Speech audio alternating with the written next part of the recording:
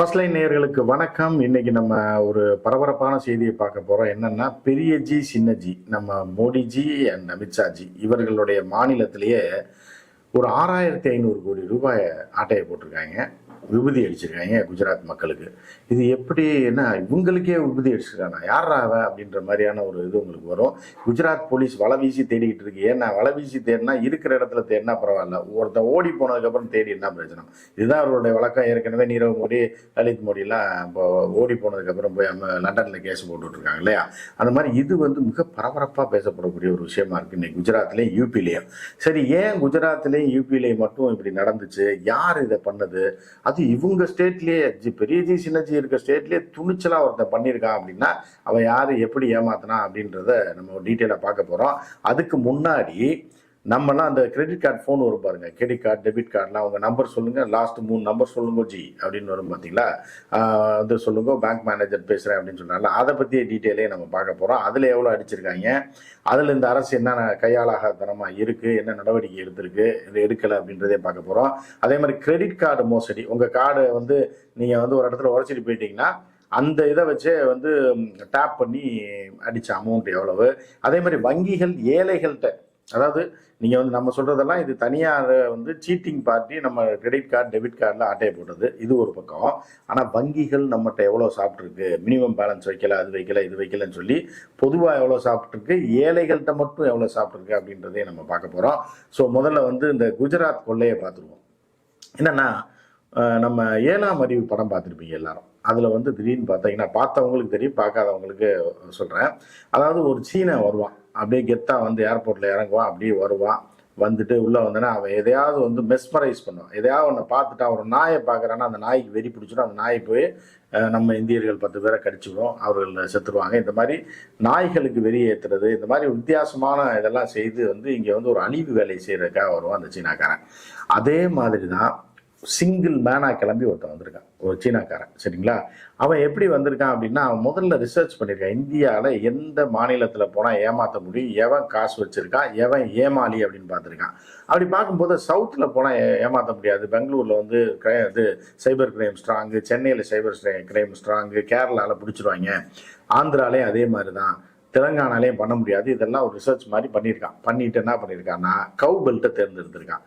குஜராத்தையும் யூபியையும், அதாவது பிஜேபி எங்கெல்லாம் ஆளுதுன்னு பார்த்துருக்கான். ஏன்னா இவர்களுக்கு ஓட்டு போட்டிருக்காங்க அப்படின்னா நிச்சயமா அவர்கள் இதாக இருந்திருக்கான்னு கூட அவன் ஒரு கணக்கு போட்டிருந்துருக்கலாம். அந்த மாதிரி என்ன பண்ணுறான்னா குஜராத்தில் வந்து இறங்குறான். நல்லா கேட்டுக்குங்க. இப்போ வந்து சிங்கப்பூர் போகிறோம்னு வைங்களேன். இப்போ நம்ம போகிறோம் அப்படின்னா சிங்கப்பூர் விசா அவ்வளோ சீக்கிரம் கிடைக்காது. இப்போ நம்ம டூரிஸ்ட் விசாவில் போகிறோம் அப்படின்னா உங்களுடைய பேங்க் ஸ்டேட்மெண்ட்டை கொடுக்கணும், ரைட்டா? உங்களுடைய இதெல்லாம் கொடுக்கணும், உங்களுடைய ஸ்டேட்டஸை கொடுக்கணும்.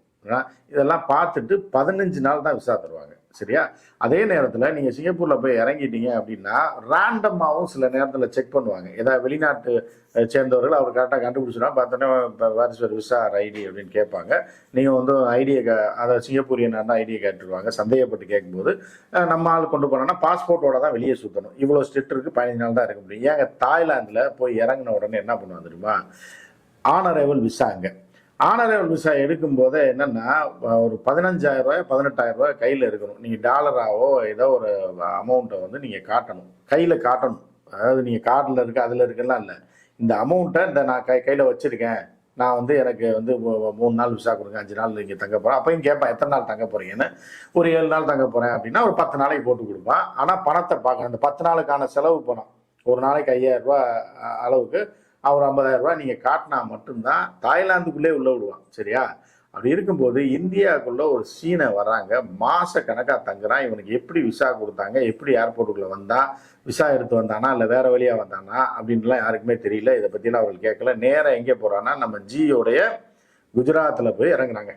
இறங்கி ஒரு ஆஃபீஸை போகிறான். சீனை, அவனுக்கு ஹிந்தி மொழி தெரியாது, இங்கிலீஷ் சரியாக தெரியாது, வேற குஜராத்தி தெரியாது, எதுவுமே தெரியாத ஒருத்தன் குஜராத்தில் வந்து ஆஃபீஸ் போடுறான். அவனுக்கு வாடகைக்கு இடத்தையும் கொடுத்துட்றாங்க, அங்கே சிஸ்டத்தையும் வாங்கி போடுறான். எல்லாத்தையும் போட்டுட்டு அங்கே உள்ள ஆட்களே வேலைக்கு போட்டு என்ன பண்ணுறான்னா, இந்த போலோஜி லாஸ்ட் 3 நம்பர் டெல்மி ஜி, போலோஜி பேங்க் மேனேஜர்னால இந்த மாதிரி வந்து அங்கே உள்ள குஜராத்திகள் சில பேரை வேலைக்கு சேர்த்து வச்சுக்கிட்டு, ஃபுட்பால் நடந்தது இல்லையா, வேர்ல்டு ஃபுட்பாலு ஒரு 6 மாதத்துக்கு முன்னாடி, அந்த ஃபுட்பால் டைமில் ஒரு சூதாட்ட இது மாதிரி ஆரம்பித்து என்ன பண்றான்னா ஆன்லைன்ல சூதாடி என்ன பண்றான்னா கொஞ்சம் நஞ்சம் இல்லைங்க, 6500 கோடி 6500 கோடி அடிச்சிருக்காங்க ஒரு 1.5 மாசத்துக்குள்ள. அதே மாதிரி எங்கேயும் பண்ணிருக்காங்க, பிரான்ச் ஆஃபீஸ் யூபியில போட்டிருக்கான், உத்தரப்பிரதேசில போட்டிருக்கான். ரெண்டுமே யாருன்னா டபுள் இன்ஜின் ஆட்சி நடக்குது. மத்தியில ஜி ஆட்சி, கீழேயும் ஜி ஆட்சி தான், சின்ன ஜி ஆட்சி அப்படி நடக்குது யூபியில. குஜராத்ல யார் ஆட்சி நடக்குதுன்னு உங்களுக்கு தெரியும், சின்ன ஜி பெரிய ஜி 3 சேர்ந்து ஆட்சி பண்றது தான் இந்த 2 ஸ்டேட்லயே வச்சு செஞ்சிருக்காங்க. 6500 கோடி ரூபாய் அடிச்சுட்டு போயிருக்கான் அந்த சீனை. அடிச்சது மட்டும் இல்லாம அந்த அமௌண்ட்டை சுருட்டிட்டு எஸ்கேப் ஆயிட்டான். அப்ப வரைக்கும் அப்ப வந்ததையும் கண்டுபிடிக்கல, விசா அவனுக்கு இப்போ எப்படி கொடுத்தாங்கன்னு தெரியல. அதுக்கப்புறம் ஸ்டே பண்ணி ஒரு கம்பெனி நடத்தியிருக்கான். இப்போ நம்ம போனோம்னா ஆதார் கார்டை கொடு, அதை கொடு, இதை கொடுன்றாங்க. ஒரு சிம் கார்டு வாங்குறதுக்கு என்னென்ன கேள்வி கேட்குறாங்க. ஆதார் கார்டை கொடு, அந்த கொடு, ஃபோட்டோ கொடு, ஃபோட்டோ சரியாக ஸ்கேன் ஆகலை, உனக்கு கார்டு இன்னைக்கு ஆக்டிவேட் ஆகாது, நாளை கழிச்சு தான் ஆகுன்ற அளவுக்கு பில்டப் கொடுக்குறான். இல்லை, அவன் சீனை எந்த நம்பரை சொல்லி எப்படி வாங்கினானே தெரில. ஏகப்பட்ட சிம் கார்டுகளை வைத்துக்கொண்டு, ஏன்னா லோக்கலில் உள்ள குஜராத்தி காசு கொடுத்துருப்பான், அவனுக்கு 10,000 15,000 சம்பளம் தரேன்னு சொல்லி காசு கொடுத்து உன் பேரில் ஒரு சிம் கார்டை வாங்கினான்னு வாங்கி எல்லாமே குஜராத்திகள் பேர்லேயே ஆரம்பித்து குஜராத்திகளே நாமம் போட்டு விபூதி அடிச்சுட்டு அவன் போயிட்டான். அவன் தொழில் நடத்துனது, சூதாட்டம் நடத்துனதே அங்கே உள்ள காவல்துறை எவ்வளோ வீக்காக இருக்குது பாருங்க. டபுள் இன்ஜின் ஆட்சியில் குஜராத்தில் அவன் சூதாட்டம் நடத்துனதையும் கண்டுபிடிக்கல, அவன் ஆஃபீஸை கண்டுபிடிக்கல, அவனோட பேஸை கண்டுபிடிக்கல, எதையுமே கண்டுபிடிக்கல. அதுக்கப்புறம் அவன் கொள்ளையடிச்சதையும் கண்டுபிடிக்கல, கடைசியில் அவன் ஓடினதையும் கண்டுபிடிக்கல, ஓடி போயிட்டான். அப்புறம் பார்த்தா அங்கேருந்து கம்ப்ளைண்ட் வருது. இதுக்கப்புறமா இங்கே டபுள் இன்ஜின் ஆட்சி உத்தரப்பிரதேசம் நடக்குது, அங்கேருந்து கம்ப்ளைண்ட் வந்தோடனே அங்கே விசாரிக்கிறாங்க. ஆமாம் இங்கேயும் தான் பண்ணியிருக்கான்னு பார்த்தா இது ஒட்டுமொத்தமாக கால்குலேட் பண்ணி குத்து மதிப்பாக பார்த்தாலே 6500 கோடி. இப்போ போலீஸ் ஐயோ தப்பா அடைச்சிக்கிறது. யாராவது குஜராத் போலீஸ் தேடுது, எங்கே போய் பிடிக்க, சைனாவில் போய் பிடிச்சிட முடியுமா? இவர்கள் சைனா மிரட்டுறான், சைனா வர்றான், சைனா போகிறான் அப்படின்னு சொல்லி ஒரு பில்டப் கொடுத்துட்ருக்காங்க. இல்லை, ஒரு சிங்கிள் மேன் வந்திருக்கான், அவனுக்கு எப்படி விசா கொடுத்தாங்க, யாருக்கு ஊடுருவி வந்தது, இவனுக்கு யார் அடைக்கலம் கொடுத்தது, யாரெல்லாம் கூட வேலை, அவனுக்கு ஃபோட்டோ கூட கிடையாது. அதுதான் பியூட்டி, அவனுடைய ஃபோட்டோ கூட குஜராத் போலீஸ்கிட்ட கிடையாது. அப்போ எப்படி வந்திருப்பான் பாருங்க, மொழி தெரியாமல் உட்காந்து என்ன ஆட்டை ஆட்டிட்டு போயிருக்கான். இது ஒரு பெரிய பட்டநாமத்தை போட்டிருக்காங்க. இது பெருத்த அவமானமாக இருக்குது.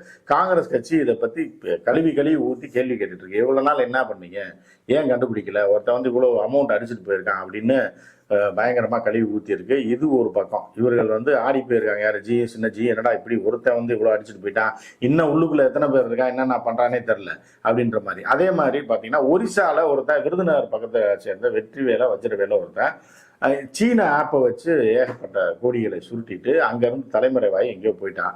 தேடி பார்த்துருக்காங்க. ஒடிசா போலீஸ் தேடுது, அங்கே தேடுது. ஆனால் அவர்கள் கூட கண்டுபிடித்து விட்டார்கள், அந்த ஆப்பை வச்சு சம்பாதிக்கிறான்னு. ஒடிசாவில் தேடி கடைசியில் விருதுநகர் மாவட்டத்து பக்கத்தில் இருக்கான். பெங்களூரில் ஒரு பெரிய நிறுவனத்தில் வேலை பார்த்துட்டு இருந்தான்.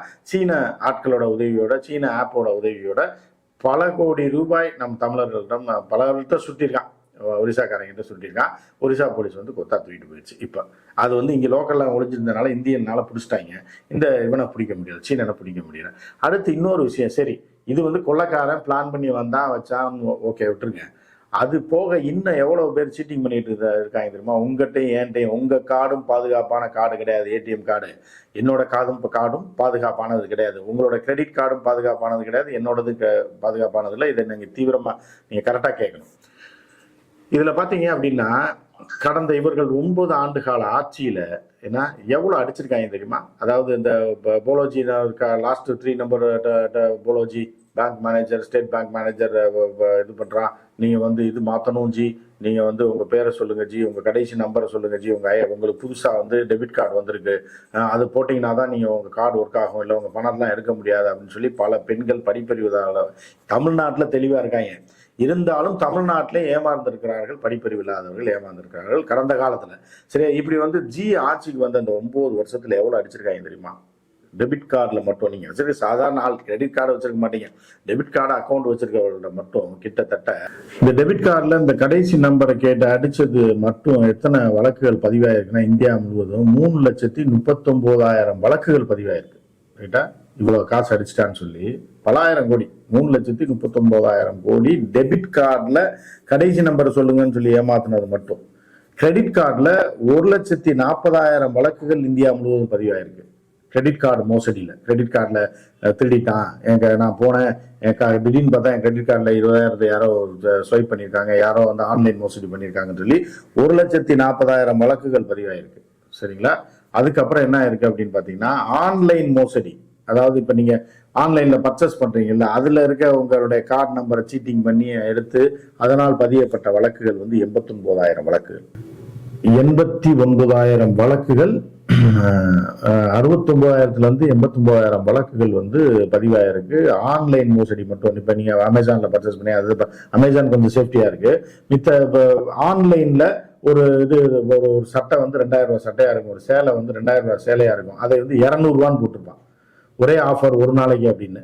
ஸோ அதில் டக்கு டக்கு நம்ம மக்கள் என்ன பண்ணுவாங்க, ஒரு 5 சேலை எடுத்துடலாம், 2,000 ரூபாய்க்கு ஒரு சேலை, 2,000 ரூபாய் சேலை 200 ரூபாய்க்கு தரான்னா கலர்ஃபுல்லாக இருக்கும்.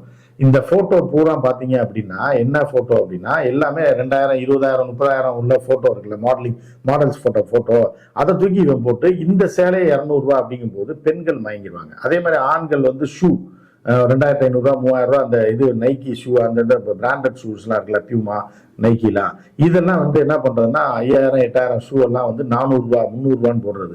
உடனே 3 ஷூ 2 ஷூன்னு சொல்லி 1000 2,000 அனுப்புவாங்கல்ல. இப்படி செய்த மோசடி மட்டும் பார்த்தீங்க அப்படின்னா கிட்டத்தட்ட எவ்வளவு வழக்கு அப்படின்னா 61,000 வழக்குகள் பதிவாயிருக்கு நாடு முழுவதும். இதை கட்டுப்படுத்துவதற்கு, ஏன்னா சிம் கார்டு உங்களோட இது இல்லாம தரமாட்டான். ஒரு வெப்ல வந்து சாதாரணமா நீங்க வந்து ஒரு யூடியூப் நீங்களா ஆரம்பிச்சீங்க, ஃபேஸ்புக் ஆரம்பிச்சீங்கன்னா கூட உங்களுடைய இது வேணும், இமெயில் ஐடி வேணும். அந்த இமெயில் ஐடி போனுக்கு வெரிஃபை பண்ணுவான். போனுக்கு வெரிஃபை பண்ணி வீட்டுக்கு வெரிஃபிகேஷன் வரும். ஸோ இப்படிலாம் பண்ணி தான் சிம் கார்டெலாம் தரும்போது இவர்கள் மோசடி செய்கிறார்கள் என்ன அப்படின்னா என்ன அர்த்தம்னா இவர்கள் பிரேக் பண்ணுறான் எல்லாத்தையும். அப்போ வந்து சைபர் கிரைம் இதை கண்டுபிடிக்க வேண்டும். அது இந்திய அளவில் அது வீக்காக இருக்கு அப்படின்றது தான் இது காட்டுது, இந்த விஷயம் காட்டுது. இதுக்கப்புறம் வங்கி நம்மகிட்ட அடிச்ச விஷயம் இருக்கு பார்த்தீங்களா, அது ஒரு பயங்கரமான விஷயங்க. கிட்டத்தட்ட வந்து வங்கிகள், அரசுடைமை ஆக்கப்பட்ட வங்கிகள், பிரைவேட் வங்கிலாம் இந்த மினிமம் பேலன்ஸ் வைக்கல நம்மகிட்ட காசு அடிக்கிறோம் பாருங்க, மட்டும் 1,60,500 கோடி. 1,60,500 கோடி எதுக்கு வாங்கியிருக்காங்கன்னா வட்டி கிட்டிலாம் கிடையாது, நமக்கு ஏதாவது பணம் கொடுத்து வட்டியில சேர்த்துட்டான்லாம் கிடையாது. நம்மகிட்ட ஆட்டையை போட்டது, அதாவது மினிமம் பேலன்ஸ் இல்லை அப்படின்னு சொல்லி ஆட்டையை போட்டது. இதுல ஏழைகள்கிட்ட மட்டும் 85,000 கோடி ஆட்டையை போட்டிருக்காங்க. யாரும் வங்கிகள் வந்து எடுத்திருக்கு. அது ஆட்டைன்னு தானே சொல்ல முடியும். நம்ம காசு நம்ம, அதாவது ஒரு வங்கியில போய் நம்ம காசை போடுறோங்க, அதை வைத்துதான் அந்த வங்கியே நடக்குது.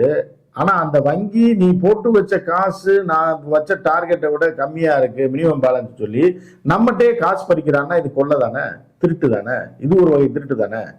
அப்படி அந்த மாதிரியான திருட்டுல மட்டும் வங்கிகள் சம்பாதிச்சது, பிரைவேட் வங்கி கவர்மெண்ட் வங்கி எல்லாம் சேர்த்து சம்பாதிச்சது வந்து 1,60,000 கோடி இந்த 9 வருஷத்துல.